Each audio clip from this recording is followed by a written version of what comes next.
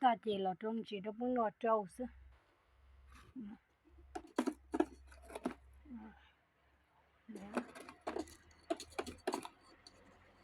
chỉ đó muốn trâu chứ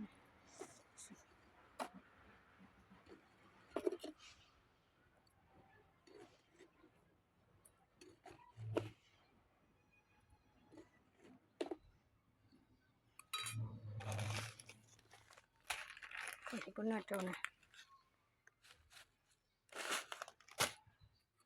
một đầu cá thả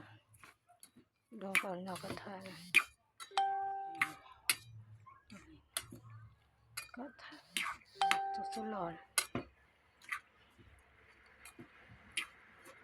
nó có thừng chế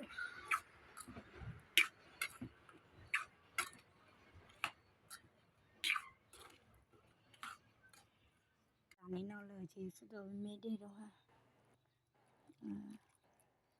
mẹ đi nào cho